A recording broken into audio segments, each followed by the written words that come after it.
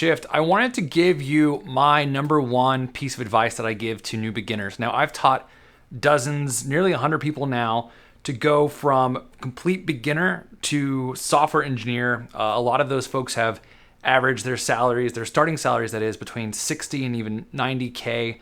And many are making six figures now a year or more after landing their first job. And the piece of advice that I give for all of those folks is always the same. Regardless of your background, you don't have to be good at math and science. You don't have to have an engineering degree. You don't have to have any kind of degree at all. The thing you have to do is start off by learning one programming language in its entirety. Now, we can help you with that, but here's why I suggest one programming language in its entirety.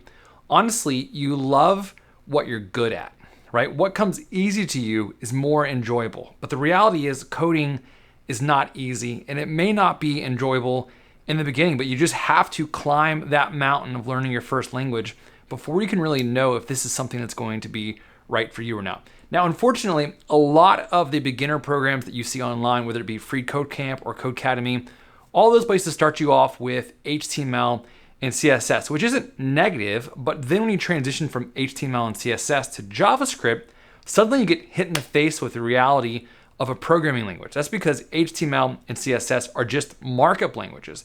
And they're nice because they give you this instant feedback loop of, oh, I change this one piece of text and suddenly my screen's red now, or now it's green. There's this instant feedback loop, this sort of dopamine rush that keeps you hooked and keeps you coming.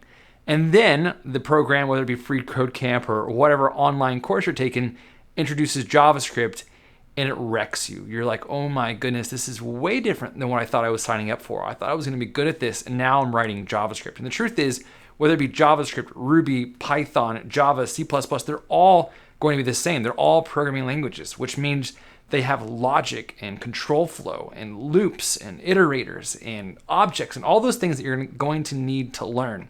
Now, the difficult part about this process is there's really nothing you can do as far as being a programmer until you learn one of those languages. Now, I always suggest JavaScript, and there's a lot of reasons why I suggest JavaScript. We can talk more about that. Feel free to reply to this email and ask me about it. But with JavaScript, you're going to have to learn the entirety of the language before you're able to do anything else. You have to learn all of variables, all of functions, all of arrays, all of objects. And I would be lying if I didn't tell you that there was a lot involved with learning all of those things. But here is the nice part about all of this. Once you get over that hurdle, once you get to the summit of learning JavaScript, there's a ton more that you can actually do. So for you right now, that's the trick. HTML and CSS, that's awesome. Please take those courses that you find on those languages, learn them, enjoy them, build some websites for your cousins or your uncle.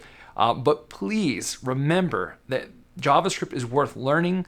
It's going to be difficult, and you might need a guide. I'm here to help you and be your guide if you want that. We've got a prep course that we offer that I'm happy to help you understand how to get involved in that. But learn JavaScript, and then after that, you can breathe a little bit and start learning the really fun stuff.